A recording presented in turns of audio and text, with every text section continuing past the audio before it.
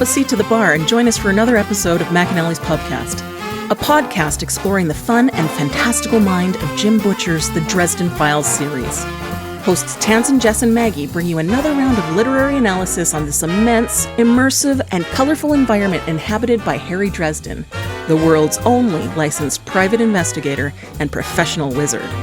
Join an active and engaged community of new and die-hard dedicated fans focused on the fabulous themes, theories, characters, context, lore, and more. This is McAnally's Dresden Files Pubcast, brought to you by Free Flow Rambling. Conjure by it at your own risk.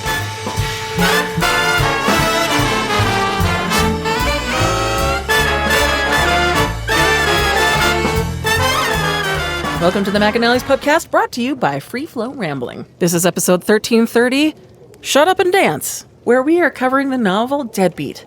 My name is Tansen, and I'm joined by Maggie. Hello. And Jess. Elephant joke. I haven't heard that one before. Well, if I know. Chapter 40. Morgan attacks Harry, accusing him of killing Luccio.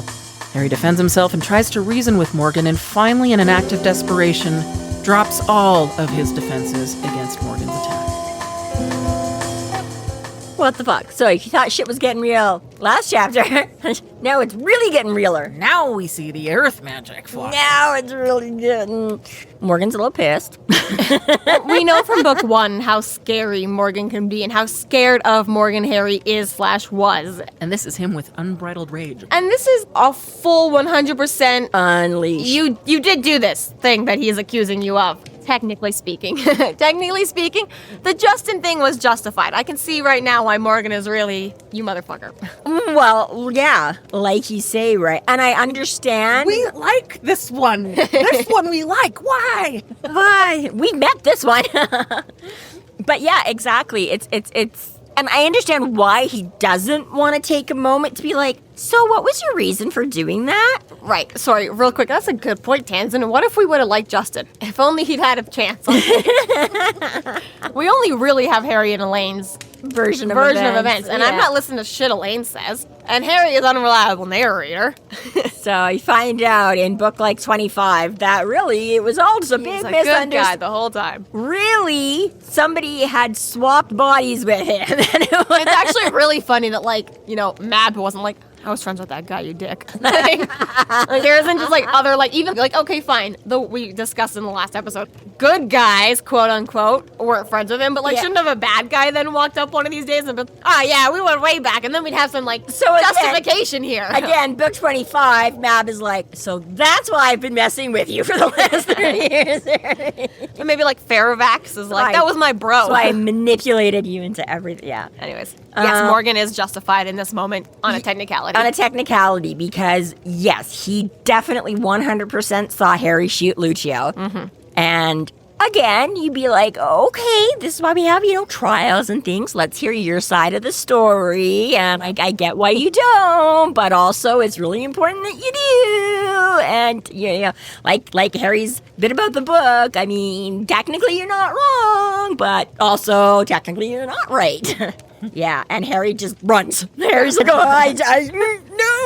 wait, listen. I just love the, launches himself into another tree using his Forzari. Right, pole vaulting. It's fun the first time. Let's see if this works again. This is the part for me, too, to be Butters watching this. Oh, God. And for Butters doesn't know, why did you just shoot her right now? Right? I thought we were friends with her a second ago. Butters literally just, which was a cute moment, too, where she's like, who's this guy? And he's like, oh, yeah, this is my friend and buddy and newly initiated into the supernatural world. Butters is Luccio. She's like, I'm okay. Yeah, and then Harry turns around and blows her head off. I assumed that he was out of visual for this and didn't see it. I don't know that it specifically says, but it's very likely that Butters is still somewhat within visual range. He very likely saw Harry shoot. With some of these big action scenes where there's so much going on. Yeah, and I don't have a brain for that. Yeah. I really skim through action scenes. I'm like, oh yeah, cool, bang, bam, wow. Yeah, I'm trying to summarize it. I'm in certain circumstances still writing it down wrong, even though I'm like, okay, I think this is what's happening. And this again probably is due to some of the for me the actual fist punch strike, that stuff kind of all. But I'm like, no, in the placement of characters here on my little D&D map, So Morgan, that part is Luccio has come back out from around the corner and staging doesn't matter to me. Other than it matters because, yes, Morgan completely and fully saw this. Harry didn't shoot her in the back where nobody saw it. She's out on the main street. But no one's questioning whether or not Morgan did or didn't see it. We're questioning whether or not Butter saw it. Like I say, it doesn't specifically say, but I think it's 50-50. Point is, Harry tries to make his case. It wasn't her, I swear to God. And we're not listening to that. What do you think? Wise. Just all this time we talk about Harry being big brawler, big magical muscles, Morgan slices through a fucking tree in one blow. Again, we don't know, it might not be a massive tree, but it's not a fucking sapling either. It's big and tall enough that Harry has to pole vault himself into it, and it can support him. So this is, at minimum, a reasonably sized one blow, and manages to catch the tree on fire because of the heat and energy in this one blow through a fucking tree trunk. It's pretty impressive, and he should be very much afraid for his life. Yeah. Boy, is he. I mean, he tries really hard to lead with him, but he's like having it for obvious reasons. He watched him kill somebody and doesn't want to listen. His pleading doesn't sound very credible either. He's like, please, man, we can save her if we stop fighting and go help her now. I'd be like, yeah, sure, of course you're going to say that, you dumb bitch. Yeah, anything to distract and delay and whatever. And yeah. And like you say, if even that is registering, I mean, fair, yeah. I've been mad and again, not even in this kind of a situation, right? But had mad enough about something that you're really not registering, like you're watching your favorite antique snow globe that was passed down, in pieces on, and you just, right, cannot take in, it doesn't matter that it was an accident, it doesn't, and so, yeah, whether or not it she's still traumatized about that. God, I said sorry. Don't ever have children. No, just kidding. It wasn't an antique snow globe. It was many, many other things, but not that specific one.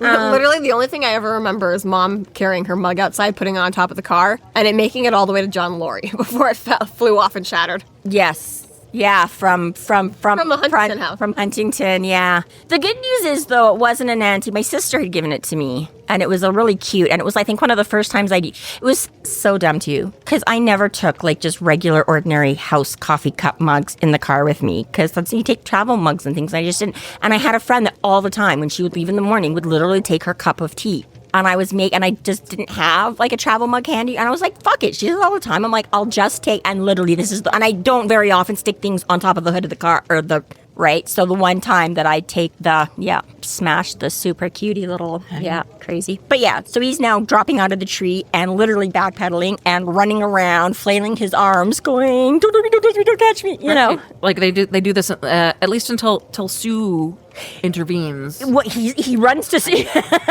She issues at least a challenge that pauses. That finally you won't listen to me. Yeah, so he doesn't have his mommy to go hide behind or his big brother, so he goes running and hides behind his dinosaur. Fair enough.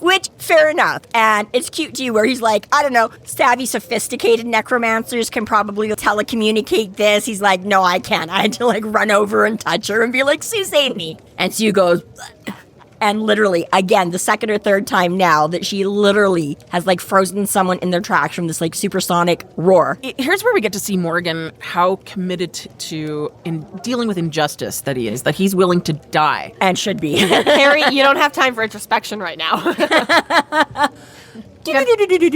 years for this. Wavy flashback. I'm going to kill us all. Yeah. I mean, I get it, and it gives you this level of respect for Morgan that we haven't had thus far. Before now, it seems like just a bully who's intent, and this suddenly gives him some structure. No, he's just a fucking committed cop. He just really cares about the law. He's like Murphy. And once again, when you're just ready to be like, Morgan, you fucking pig-headed, arrogant, chauvinistic asshole, you're like, oh fuck, maybe Morgan has feelings and... And this is the weird thing, because if you watch the Dresden Files TV show, this is pretty much how Morgan is. He pretty much just, they get over their animosity in episode 1, and then they're like, all right, I kind of respect you as a cop. I kind of respect you as a wizard, but we're not friends. We're not going to have 20 years. They're going to cancel us at the end of the season, so let's just move along. But seriously though, wow, you guys really rushed this. Really fast track. But yeah, I found it so poignant when he was going through this. And he's like, wait a minute, I've seen this before. I've met Morgan before. Morgan's essentially a cop. And if these guys burn out after 10, 15, 20 years, and Morgan's been doing this for 200 years, oh, shit, no wonder. Yeah, and suddenly, I guess it never was personal. And also why he is so freaking fanatical. Like, again, watching all of this wear and grate on you, like burnout of like 200 years. Yeah. Well, and Harry's had quite a bit of interactions with several different kinds of police officers since the first book, so it makes sense for him to develop that. Yeah, that's what he's saying. That's why it's suddenly... book, the first time he went to the Field Museum, not an hour ago. Yeah, whatever. He ran into a cop there that told him, I kind of believe in this shit because I've been dealing with this for so long, and Murphy's father's the one. Back when I was a green, wet behind the ear. You've got Rollins, who essentially has been booted from a detective multiple times because he's almost at this point where he's like, he keeps seeing shit and can't act on it and can't fix it. And he's like, what the fuck is out there? And they're like, back to beat cop you go. And he's like, what down the fuck? Twice of, not swallowing the red pill? I don't remember which is which. Where he just questions a little too much.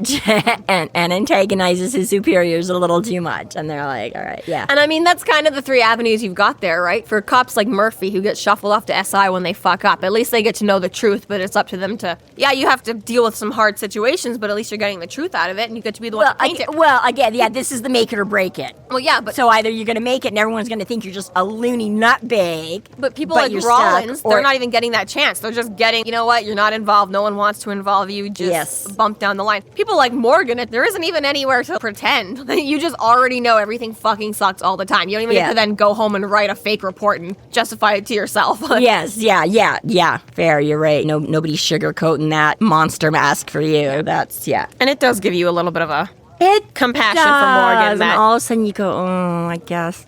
So Harry is, and again, he's like, always thought he was a pawn, a politician, and he's like, yeah, but politicians don't make good, right? That's where the fanatical and the whole, so all of a sudden it's, you can't even have that. I mean, obviously a little bit, because we did see him dancing to Merlin strings in book 4, Morgan. But now you're also being like, he's not just a pawn or a cat. He's not just a political, right? Part of why or how the Merlin knows to manipulate I was going to say, what makes him so manipulative? He's playing malleable.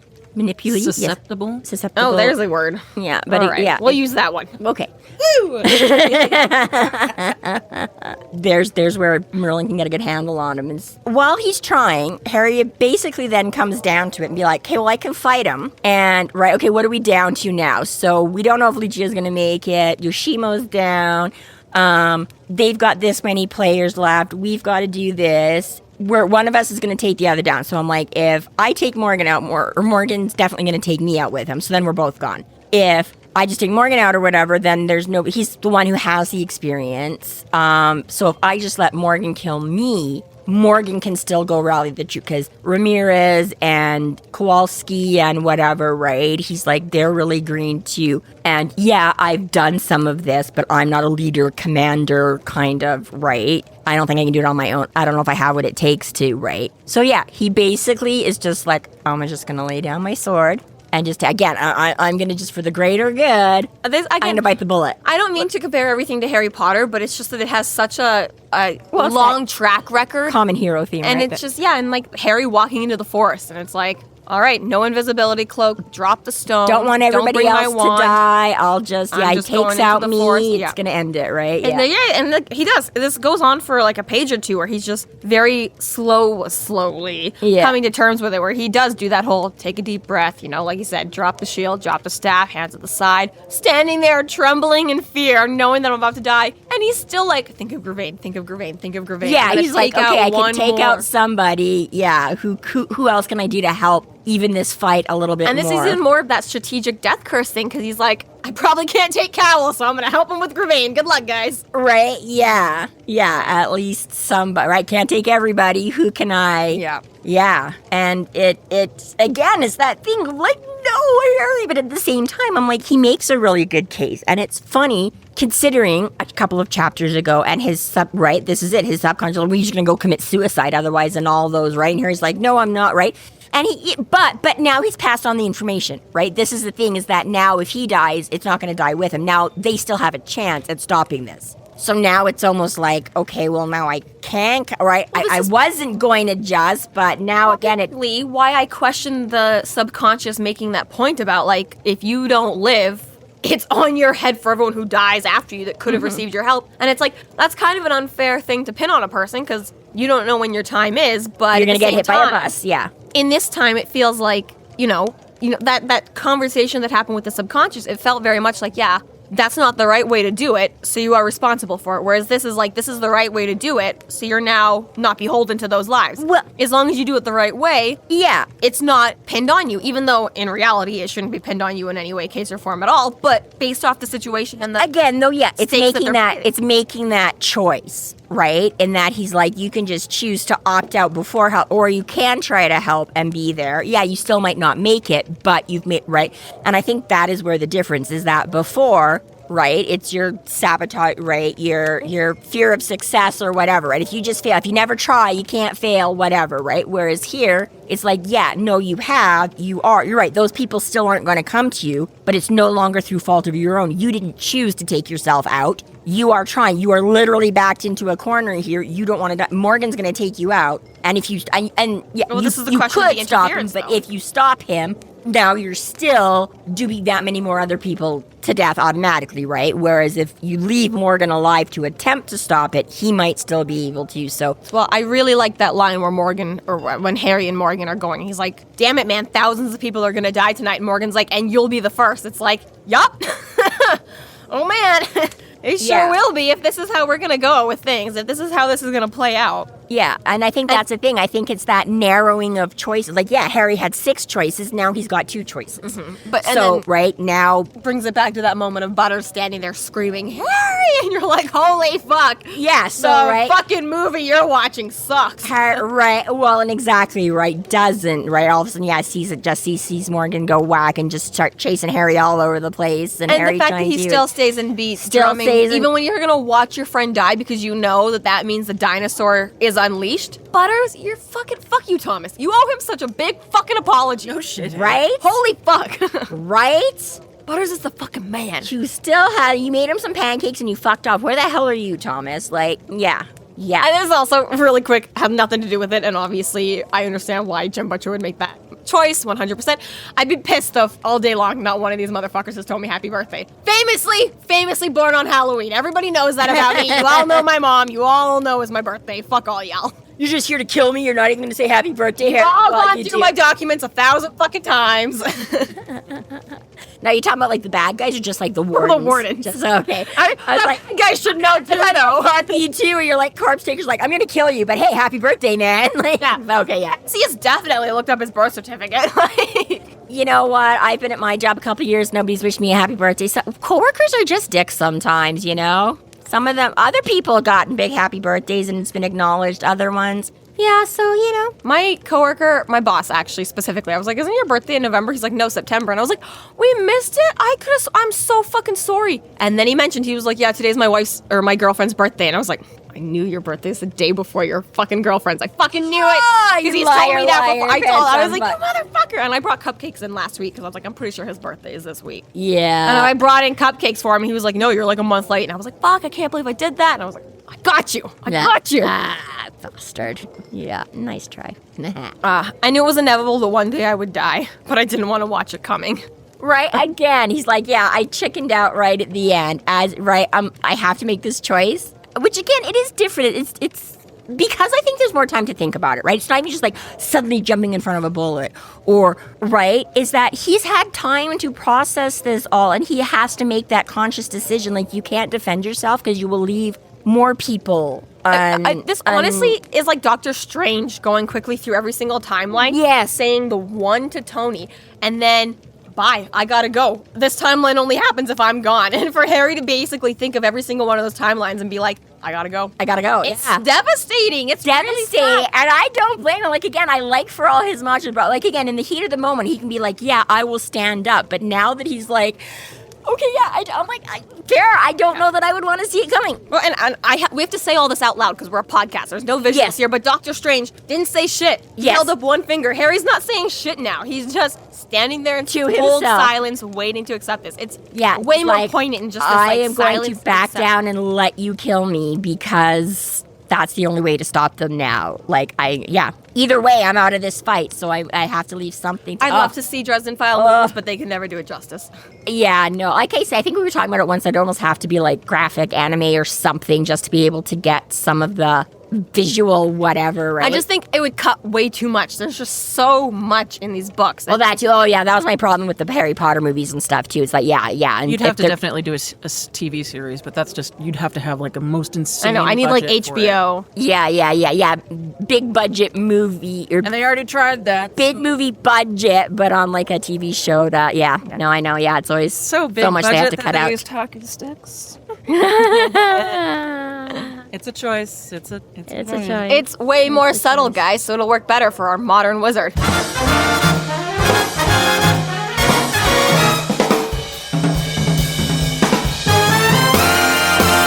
Thank you so much to our Patreon subscribers for your generous support. It's people like you who help us keep doing what we're doing. If you're not yet a Patreon subscriber, sign up today and get a fuck ton of bonus content, kick-ass merch, behind-the-scenes outtakes, and more. Sign up today at patreon.com/freeflowrambling.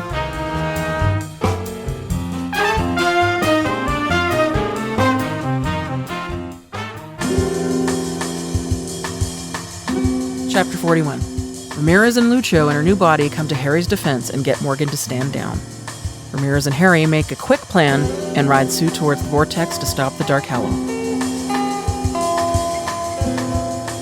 So the thing is excellent about this, too, is that presumably when you think Harry's dead, you've got, a millimeter of pages left in the book. There's almost nothing here. So it's not even like halfway through the book where you're like, okay, it's probably not what happened. Like, it really could have been justifiable reading this for the first time. Like, this could be all right, it. That's it. He's done. This could be it. Yeah. Closes his eyes and a shot rings out. But wait, Morgan's the one who jerks. What? Things are getting seriouser. Wow, your timing is perfect. Holy fuck. Amazing. Huh. So, Morgan's legs, a little bit ouchy right now. Harry's still alive, and a woman's voice. Morgan, what? The authority that you know will not be disregarded. Wait, Ramirez and Corpse Taker are standing there. Oh my god, Harry was lying. It's funny they get right, because again, she's like, you heard me, and he's like, who are you? And he's like, Morgan, he was telling the truth. And instantly he's like, or almost instantly he's like, Captain? It's like, dude, you couldn't have taken that 5 seconds before. Well, like, I get your instant relief that, snap him well, yeah, to give him pause long enough to, hey, yeah. Now, okay, I don't know how this works. I guess maybe he never had reason to. I don't know. Ramirez soul gaze. This is how we convert. Quick and dirty, easiest way to verify. So, I guess we've learned, because we talked about that Harry for a while there was making too much of a habit of going around soul gazing everyone. So I guess maybe they didn't. But don't they also make like a point I don't know, maybe not for joining the Wardens, right? I feel like I had the same thought though. This is the first time you've ever fucking soul gazed is weird. That Luccio and Ramirez would ever have had to, because I was like gonna be like, because it's not the switching bodies, it's still Lucio's Luccio. So it doesn't mean like, oh, she suddenly switched, I can soul gaze The again only now. reason is that I would think like, okay, Ramirez is a brand new recruit, you don't deserve any privacy. But since Ramirez would get a view into Luccio, it'd be like, but you don't get to see me, so for that reason we're not doing a soul gaze. There could be, right? And I We mean, already like, know that Harry didn't get soul gazed on his introduction to the Wardens. okay, yeah, but let's see, he got conscripted in a way different fashion, and I'm like, they all were like, we know who you are too. I was gonna say, even his trial, we know who you are. We know but- at his trial though, he wasn't like forced to soul gaze like the whole senior council. Yeah. Like Ebenezer was the only one that like made him. and that do a was soul yeah gaze. after that was when they went to the. But I also did find it a little weird that I was like, Which actually is a very good.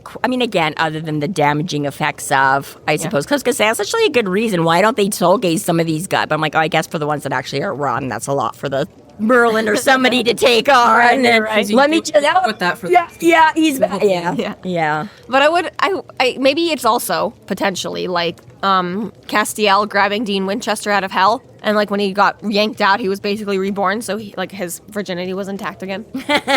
Soul gaze, new one. Well, and that's why I say I was like, but since it's a New part of body. it, it's not really because This was another thing that I wondered about though. If I were to suddenly be in one of your bodies, I would think that I would have your voice. Because, like, your Yeah. vocal cords are a part of your physio. yeah. But if one of us had an accent, like if I had an accent and I jumped into your body, my lips would be used to doing the accent movement. So wouldn't I still make the accent sounds, but with your tone? That's how it is in the audiobook.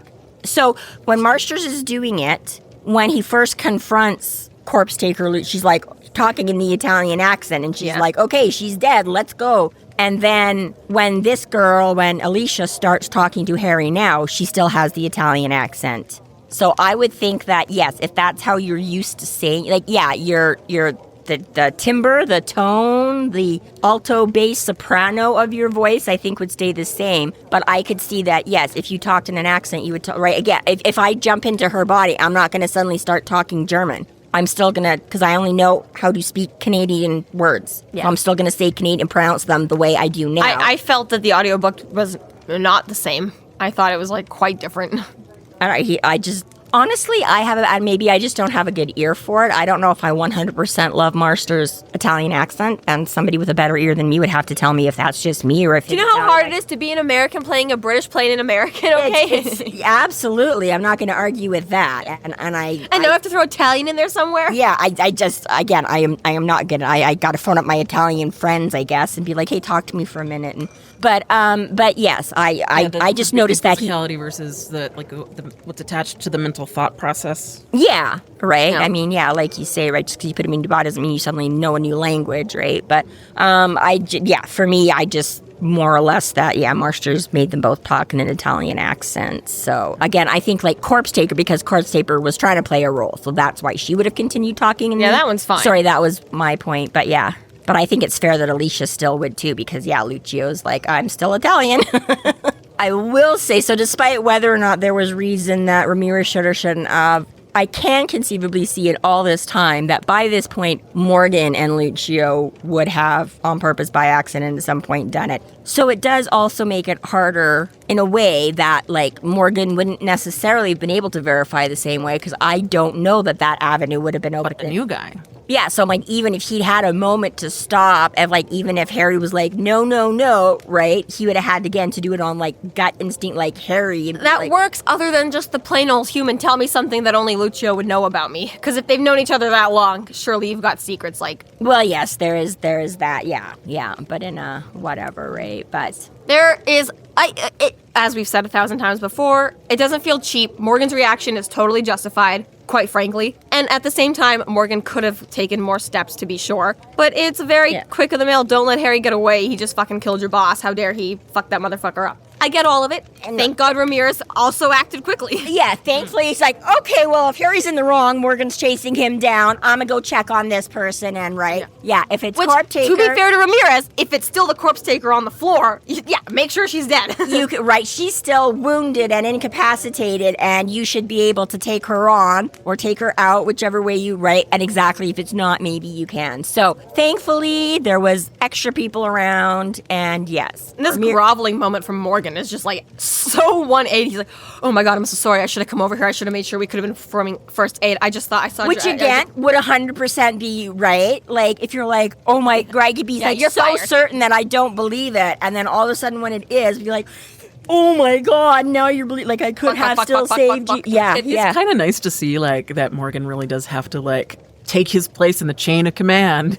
That, yes. Mm-hmm. That too. She's like still captain, still in charge here. So she finally, dear idiot, and he finally goes, okay. Yeah, she does her little, there you go. She doesn't have to say anything. She's like, can anyone else use my sword but me like this? And then they're like, okay, well, let's fix you. And she's like, yeah, no, I'm dead. She's like, unfortunately, my aim was too good. She let me stab myself really damn well, and this is mortal. I'm not gonna make it. And honestly, Corpse Taker is like actually so smart. Like, what a great fucking you don't have to be the best swordsman in the room. Like, right? If you're losing, talk about like switch to the other side, right? Like, you're not just like, you're like, who's the Italian here, Luccio or Corpse Taker? Am I right? Am I right? Don't cut that. That's hilarious. This is Jessica speaks for herself on this podcast. My cringy face you're hearing. I own it. I'm so proud of that. But point being is that in Ramirez's attempt to stall Morgan, he shattered his knee. So he didn't just shoot him in the leg. This is no play. He shattered his knee. You could have easily hit, grazed his arm or something like that. You took him out of the battle, you motherfucker. I mean, yeah, and obviously, I'm sure it's easy to say, I don't know how, pinpoint marksmanship. Obviously he's decent, but he is younger. He hasn't had 200 years to perfect his skills. So whatever, whether it was this, that, or the other thing, who knows where exactly. But yes, as it turns out, it could have bounced. He could have shot him in the thigh and it just ricocheted. Too, because how are you getting through? Either if you're wrong, you've just really pissed Morgan off. Now Morgan's coming after you, motherfucker. Even if Luccio, you've confirmed it's Luccio, she's giving you permission. She's like, stop Morgan, however you got to, except death. But still, I'm like, I would, I know how to distract him. I'll make him even angrier at me. It's okay. I just saved the warrior. He's hiding behind his dinosaur. I'm going to hide behind Luccio. She told me to do it. But yes, exactly. Now, yeah, he's going to make it. He's going to be whatever. Not in fighting shape. He cannot run around and do things. We find out that Kowalski did not make it. When Corpse Taker's ghost attacked, Kowalski got taken out right away. So Yoshimo has a broken leg. Morgan has a broken leg. Heavy damage taken. So really the only two left standing are Ramirez and Morgan. Because, Lucio's got a fatal wound. Everybody else is. Ramirez and Harry. Yeah, Ramirez and Harry. And again, Butters is all like, and they're like, no, stay here. And let's just remind ourselves here, folks. Harry's not in fighting shape either. Lashiel's just hiding it. He was beaten by a chain an hour ago. Yes, that's right. This still goes back to my point of physically would his body still be able to sustain. Because, you get a little bit of magical, sure, for the power vault, but then you were pole vault. You were actually running away from This is what made the issue of Kick-Ass, is that Kick-Ass literally couldn't feel when it was time for him to stop. He would just keep going. And I don't remember now who it was, Nick Cage, but he was like, you just have to make yourself stop because you can't feel when you have to stop. So you have to just pick a line, track of shit and be like, this is it. Yeah. And then obviously at the climax of the movie, he's don't spoil it. God, it's been out 15, 20 years, bro. If you're not gonna watch it yet, you're not gonna. I feel like I started to at one point and I don't remember, or was going to and just haven't. But anyways, it's honestly my favorite superhero movie outside of the Marvel universe. It's fun. It's not fun. That's good. It's real good. Yeah. But Harry got all beat up, and now we don't know. Yeah. Technically, he's still on his feet, but at what cost? And sorry, I did jump the gun a little bit. It wasn't when Butters went into the circle. It was now where Butters like, I'll go with you. I'm not afraid to No, we die. one spot Hiding behind you. And he's like, you know what? No, it's okay. You'll be fine from here. And guess what? If we fail, you get to die anyways. Thanks, Harry. That makes me feel better. Glass half full guy. Right? It is interesting though, his point about don't worry, Sue will be able to hear the drum. And I guess that's got to be true because if they've got these zombies coming up all over town. Clearly, the one drum beat is not amped up in every household, so clearly it's working somehow. But Maybe I'm it's still just the rhythm as opposed to the decibels. I guess so, but it's just well, a couple, because they actually aren't that far away. At this point, they are in relative, actual distance-wise, they're not that far. Plus, again, dogs, cats.